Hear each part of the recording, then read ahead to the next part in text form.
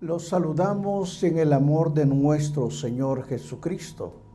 Este es el ministerio elgozodejehová.com que semana a semana trae una clase para edificar la iglesia de nuestro Señor Jesucristo.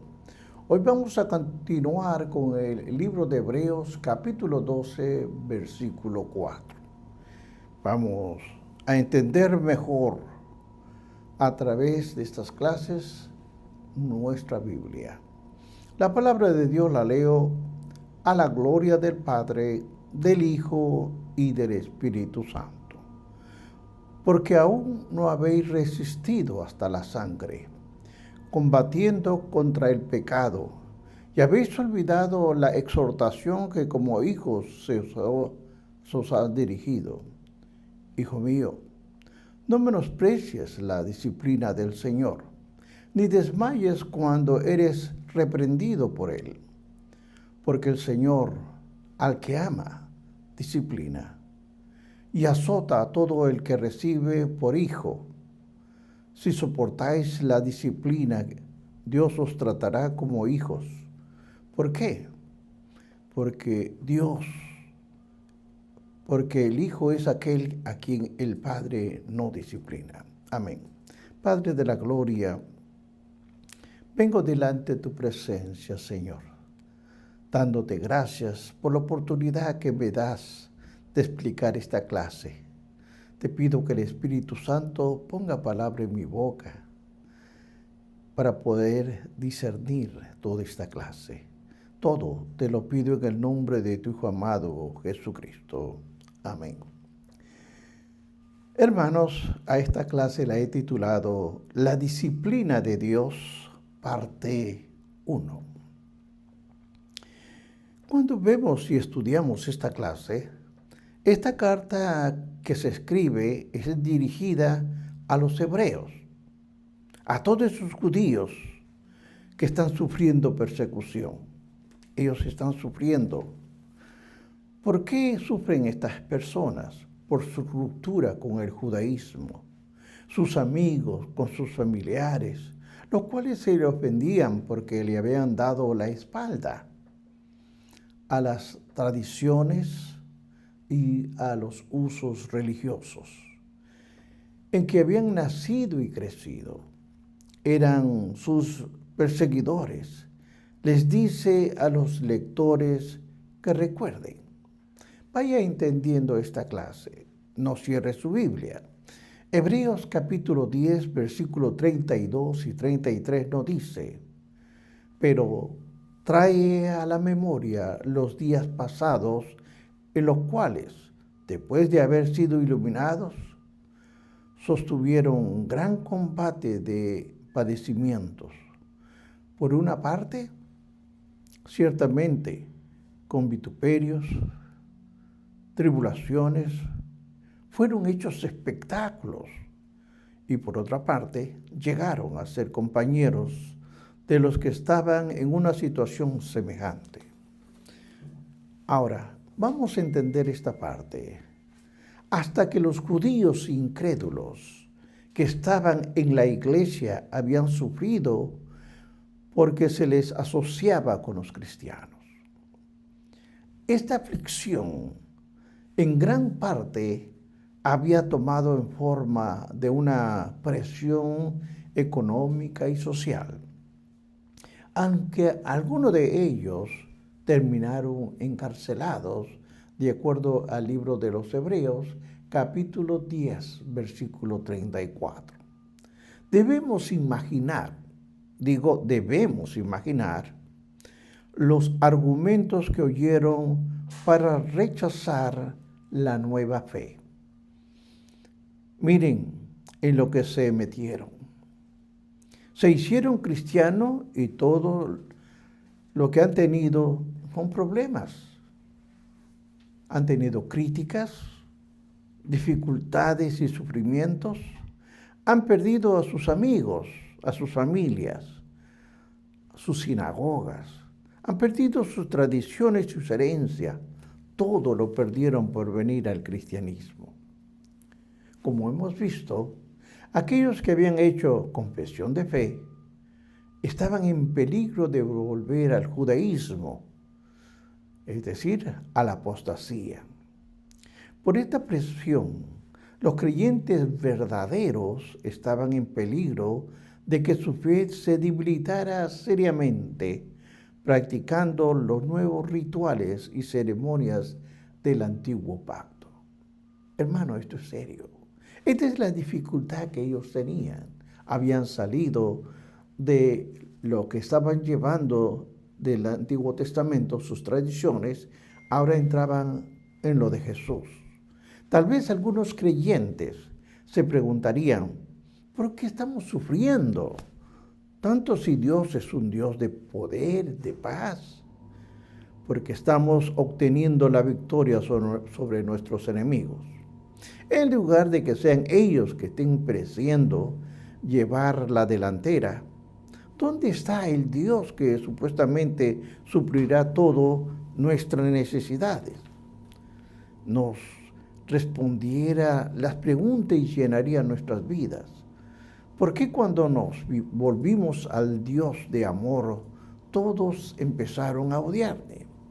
Obviamente todo esto era un pleito, una contienda entre ellos mismos. Decían, mientras nosotros no servíamos al Dios vivo, a Jesucristo, todo nos iba bien. Cuando nosotros aceptamos a Jesucristo, todo nos va mal. Esta última sección del capítulo 11 que hemos estudiado comienza a responder preguntas como estas y también aporta un fundamento para las exhortaciones del capítulo 12, versículo 4 al 11. Hermanos, sufrir por Dios no era algo nuevo, realmente no era nuevo. Los santos del Antiguo Testamento habían conocido lo que era sufrir por su fe. Enfrentaron guerras, enfrentaron debilidades, enfrentaron torturas, azotes y prisiones, lapidaciones, destitución y toda clase de aflicción. Todo por la confianza en nuestro Señor, de acuerdo al libro de Hebreos, capítulo 11, versículo 34 al 38. Y a pesar de todo esto, no recibieron la plenitud, oiga bien, la plenitud de la bendición prometida a los creyentes bajo el nuevo pacto. ¿Cómo el Espíritu Santo habitara en ellos? El conocimiento del pecado completamente perdonado y las conciencias en paz. Estos héroes del pasado no recibieron lo prometido y aún así soportaron con valentía y alcanzaron un buen testimonio mediante la fe. Vea en el libro de Hebreos, capítulo 11, versículo 39. Enfrentaron las aflicciones con la actitud correcta, lo cual se le aconseja hacer a los lectores del libro de los Hebreos, correr la carrera de la fe. Aquí vamos a explicar un poco también sobre la carrera. Ya lo expliqué en la clase anterior, pero es necesario que tocamos. Más importante, debían poner los ojos en Jesús, el cual se había entregado más y había sufrido más que ninguno otro. Una de las razones por las cuales sufrió tal contradicción de pecadores contra de sí mismo fue para los seguidores que no se cansen hasta desmayar. Eso lo explica el capítulo 12, versículo 3 del libro que estamos estudiando. Ahora, podían mirar su ejemplo y obtener fuerzas. Vean lo que nos dice Hebreos 12:4. Porque aún no habéis resistido hasta la sangre, combatiendo contra el pecado. Y esto quiere quedar claro que ninguno de los hebreos sufrientes a quienes iba dirigida esta carta que estamos viendo había sufrido lo que Cristo sufrió. Ninguno había dado su vida por el Evangelio, ni había dividido alguno una vida absolutamente libre del pecado, como lo había hecho Jesús, viviendo en obediencia perfecta al Padre. Sí, hermanos, al Padre, mereciendo así ningún castigo. Pero al contrario, algunos de sus sufrimientos eran merecidos y su objetivo era hacer crecer y disciplinar espiritualmente. Ahora, la palabra clave de este estudio que hacemos en el capítulo 12, versículos de 4 al 11, es la disciplina. Ahora yo quiero introducir los propósitos de esta disciplina. ¿Por qué? ¿Cuáles son? Acá hay 3 puntos que tocar. Dios usa las dificultades, entiéndalo bien. Dios usa las dificultades como medio para disciplinar, para formar a sus hijos, para ayudarles a madurar en sus vidas espirituales. Esto tiene 3 propósitos específicos en su disciplina. Primero es el castigo. Segundo es la prevención. Y tercero es la educación. Ahora, debemos darnos cuenta de que hay una gran diferencia, y esto entienda, entre la disciplina de Dios y su castigo de juicio. Son 2 cosas diferentes. No vaya la disciplina de Dios y su castigo de juicio. Como cristianos tenemos que sufrir. Sí, hermano, tenemos que sufrir con frecuencia las consecuencias dolorosas de nuestro pecado, pero nunca experimentaremos el juicio de Dios por ellos. Tal castigo lo tomó Cristo por completo en la crucifixión. Y Dios no requiere pago doble por ningún pecado. Aunque merecemos el castigo airado de Dios por nuestros pecados, nunca tendremos que enfrentarlo, porque Jesús ya lo sufrió por nosotros. Ni el amor de Dios, ni su justicia le permitirán exigir un pago por algo que su Hijo ya pagó por completo. Ahora, en la disciplina, Dios no es un juez. Y aquí entienda, en la disciplina Dios no es un juez, sino un padre. Vea el libro de los Romanos, capítulo 8, 1. Vamos a ver el castigo. ¿De qué trata el castigo? Cuando hablamos del castigo es porque estamos experimentando algo de disciplina de Dios como resultado directo por nuestros pecados.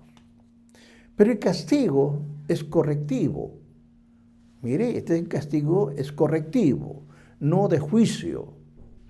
El castigo, claro que sí, pero no como recibirán los incrédulos. Dios castiga con severidad, y usted ya lo ha leído, a David por su lujuria, por Betsabé, y los resultados de adulterio y homicidio. Hermanos, la mayoría de los reyes hacía esta clase de cosas, y peores aún.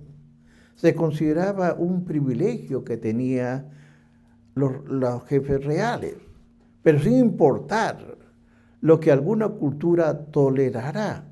Nadie en el pueblo de Dios, escúchelo bien, nadie en el pueblo de Dios tiene el derecho de pecar. Ni siquiera su rey ungido, aquel de quien había dicho que era conforme a su corazón. Estoy hablando de David. De hecho, los bendecidos e iluminados por Dios tienen menos justificación para pecar. En consecuencia, Dios disciplinó a David, no con ira, sino con amor. El pecado de David, queridos hermanos, no le costó su salvación, claro que no, pero sí le resultó muy costosa la pérdida de su hijo con Betsabé. Y además de eso, los dolores incontables por varios problemas con sus hijos. Pasó muchos años de angustia que de otra manera no habría experimentado. Dios le dijo a David, por medio del profeta Natán, lo siguiente: por causa de su pecado. En realidad no era un pecado, es una serie de pecados. En 2 de Samuel 12:10 dice, por lo cual ahora no se apartará jamás de tu casa la espada. Aquí hay una sentencia: apartará jamás de tu casa la espada, por cuanto no menos porque me has despreciado y tomaste la mujer de Urías Eteo para que fuese tu mujer. Puede ser que incluso la prohibición para que construyera el templo fuera el resultado indirecto de este pecado, pero realmente fue por las guerras que Dios le negó este privilegio, de acuerdo al libro de Primera de Crónicas, capítulo 22:8. Con todo, hermanos, con todo, David fue mejor por la disciplina de Dios. Dios tenía un propósito, entienda bien, subraye, propósito con la disciplina, porque su siervo se acercaba más a él, convencerlo de no pecar de nuevo y ayudarlo a crecer y madurar. Ahora bien, cuando nosotros estudiamos la iglesia de los Corintios, era particularmente inmadura y carnal. En otras palabras, muchos creyentes abusaban de la Santa Cena. La estaban utilizando como excusa para hacer fiesta e inclusive para embriagarse, de acuerdo a 1 de Corintios 11, capítulo 11, versículo 20 al 22. Pablo los reprendió con fuerza y les dijo claramente que por su pecado algunos están débiles, unos están enfermos e incluso otros habían muerto. Vea y estudie 1 de Corintios 11:30.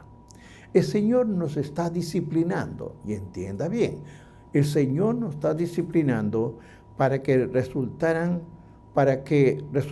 condenados en el mundo.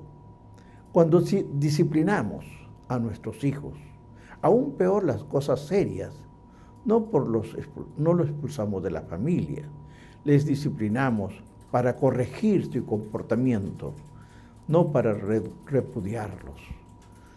Dios tampoco nos expulsa de su familia cuando nos disciplina a nosotros, sus hijos. Quiere acercarnos más profundamente a la comunión con su familia. Hermanos, con frecuencia nos resulta tan difícil ver lo bueno cuando Dios nos castiga, tal como le resulta verlo a nuestros hijos cuando nosotros los castigamos a ellos. Pero por cuanto Él es nuestro Padre Celestial, amoroso, sabemos que no hará nada para lastimarnos. Su disciplina puede doler, claro, pero no lastima. Es lo mejor que el Señor puede hacer por nosotros cuando pecamos. Evita de que volvamos a pecar. Dios nos dice lo siguiente en el Salmo 89, 30 al 32. Si dejaren sus hijos mi ley y anduvieren en sus juicios, si profanaren mis estatutos y no guardaren mis mandamientos, entonces castigaré con vara su rebelión, con azotes sus iniquidades. Ahora bien, por el otro lado, la promesa de castigo es la promesa de la fidelidad a su pacto. Y lo voy a explicar. El Salmo 89, 33 y 34 nos dice: mas no quitaré de mí mi misericordia, ni falsearé mi verdad. No olvidaré mi pacto, ni mudaré lo que ha sido de mis labios. Lo que ha salido, Él no va a mudarse de pensamiento de lo que Él dijo. Cuando Dios castiga, no está rechazando, claro que no, sino está corrigiendo. Veamos el segundo punto, prevención. Aquí es un punto que hay que entenderlo. A veces Dios disciplina para prevenir el pecado, tal como nosotros ponemos restricciones y límites a veces unas cercas literales, alrededor de nuestros hijos para evitar que se lastimen. Hermanos, Dios también tiene y hace con eso y con nosotros. No permitiéndonos que nuestros hijos jueguen en calles congestionadas con fósforos o que se lancen a una piscina sin alguien que lo esté viendo. Dios también pone cercas alrededor de sus hijos para protegerlos. Lo que puede parecernos terriblemente inconvenientes o difícil puede ser la mano protectora y amorosa de Dios. Si algo pudiera decirse del apóstol Pablo, es que era disciplinado. También era genuinamente sencillo, siempre cuidadoso de dar mérito al Señor por cualquier milagro o bondad que hubiera hecho. Aún así, Pablo nos dice que Dios le dio un aguijón en la carne para evitar que se exaltara, y eso lo explica en el libro 2 Corintios 2:7. Dios, hermanos, permitió que este mensajero de Satanás abofeteara a Pablo, no porque su amado y fiel apóstol fuera orgulloso, sino para evitar que se volviera orgulloso. El aguijón de la carne estaba allí para proteger su bienestar espiritual. Pablo no disfrutaba del aguijón y rogó 3 veces para que el Señor le quitara. Pero cuando Dios le dijo, bástate mi gracia, porque mi poder se perfecciona en la debilidad. Hermanos, Pablo aceptó con alegría el aguijón y de hecho se gloría de que Dios no solo usaba este aguijón, sino que muchas otras aflicciones para hacerle mejor. Ahora bien, cuando vemos 2 Corintios 12:10, dice, por lo cual, por amor a Cristo me gozo en las debilidades, en afrentas, en necesidades, en persecuciones, en angustia, porque cuando soy débil, entonces soy fuerte. Hermanos, Pablo estaba agradecido con el Señor, porque su disciplina le había hecho mejor. Es una de las bendiciones de Dios, aunque no es tan atractiva como otras. Ahora bien, si los hijos de Dios aceptaran su disciplina preventiva y con mayor disposición, agradecimiento, él tendría menos necesidad de administrar su disciplina correctiva. Ahora vamos a ver el punto 3, porque hemos hablado de castigo, hemos hablado de prevenir, pero ahora vamos a hablar de educación. La disciplina de Dios también nos educa para un mejor servicio y una mejor vida. Esta nos enseñará si escuchamos que dice por medio de ella. Primero, de toda la disciplina nos puede ayudar a conocer mejor el poder y la suficiencia de Dios. A veces Dios puede llamar nuestra atención más fácilmente por medio de la aflicción que a través de la bendición. La prosperidad tiene una forma de hacernos sentir satisfechos, independientes, mientras que los problemas nos suelen hacer más conscientes de nuestra necesidad del Señor. Le necesitamos, tanto cuando las cosas van bien como cuando no van bien. Pero suele ocurrir que no sentimos que lo necesitamos hasta que enfrentamos nuestra propia indiferencia. Dios mismo declaró a Job. Cuando vemos Job 1:1, él dijo que Job era un hombre perfecto, recto, temeroso de Dios y apartado del mal. Aquí hay muchas interrogantes que vamos a hablar. Aún así, Dios permitió que sufriera dolor, pérdida, pena, enfermedad y ponerlo en ridículo, de tal forma que el aguijón de la carne de Pablo, cualquiera que fuese, parece insignificante en comparación. Ahora, como el aguijón de Pablo, las aflicciones de Job eran mensajeros de Satanás y llegaron a Job por provocación divina. Vea el libro de Job, capítulo 1:12, o el libro de Job, capítulo 2:6. Job atravesó este sufrimiento horrible y no pecó Job con sus labios. Así lo menciona Job 2:10. Claramente, hermanos, la disciplina de Job no fue un castigo, ni fue preventiva. Fue enviada para educar aún más a Job en los caminos y el carácter del Señor.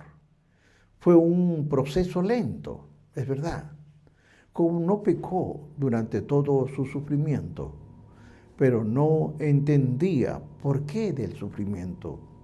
Intentó él por descubrirlo por su propia cuenta, pero estaba pasando por tan difícil momento. Sabía que no era por sus pecados y sabía que Dios no era malvado ni caprichoso, pero no estaba dispuesto a aceptar su sufrimiento. Job lo soportó, pero no lo aceptó hasta que después de 2 largas conversaciones con Dios, reconoció que no necesitaba saber las razones, todo lo que le ocurriera. Dios es soberano, es omnisciente, es omnipresente, supremamente grande y maravilloso. Aprendió cosas demasiado maravillosas que no comprendía y se lo confesó al Señor.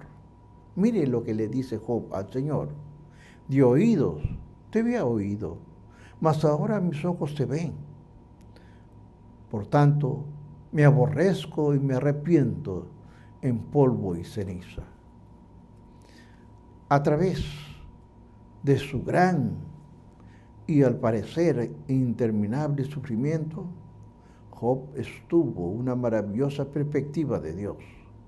Experimentó su majestad santa, su liberación, su cuidado y su poder, su consejo, su defensa, todo por medio de su disciplina. Job también aprendió una gran lección sobre sí mismo, que su sabiduría no era de la de Dios, sino que aprendió a confiar en Dios, porque en Él es, no por lo que pudiera ver o comprender. Cuando mejor vemos a Dios, hermanos, mejor vemos a nosotros mismos. La disciplina también puede enseñar compasión por los demás. Una vez más, la experiencia de Job es una ilustración perfecta. Vea en el libro de Job, capítulo 10 de la Nueva Versión Internacional. Ahí dice, después de haber orado Job por sus amigos, el Señor le hizo prosperar de nuevo y le dio 2 veces de lo que antes tenía. Hermanos, esto lo hace Dios. Por medio de las dificultades, Job vio a Dios más claramente y también lo vio a sí mismo y a otros más claramente. Se volvió más sensible, más comprensible, aprendió bastante cosas de la escuela del sufrimiento de Dios.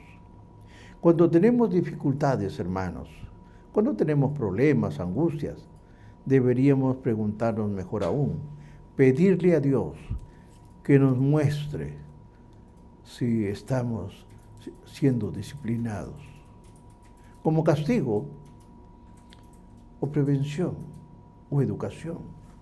Sin embargo, cuando preguntamos, deberíamos recordar que Job y darnos cuenta de que Dios podría mostrarnos la razón tan rápida o clara como quisiéramos. Siempre podemos estar seguros de que su disciplina nos corregirá, protegerá o instituirá. Cualquiera que sea la razón, será para nuestro bien y debemos estar agradecidos. Concluyo esta clase. Solo la fe puede llevarnos a apreciar la disciplina, sea del tipo que sea.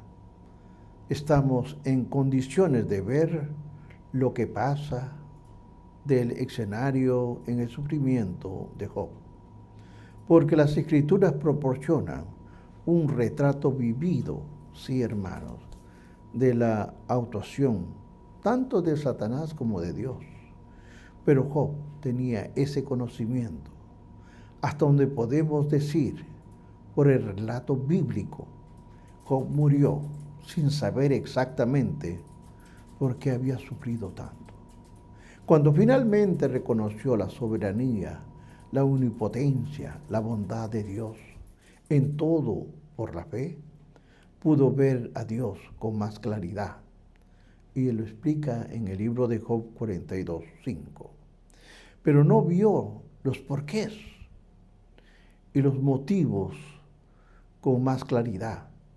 Cuando entendemos, hermanos, y confiamos en Dios más profundamente y quedamos satisfechos con el conocimiento que nos da, sin importar cuán limitado sea, sigamos nosotros confiando. Sigamos mirando al autor y consumador de nuestra fe. Bendiciones, hermanos.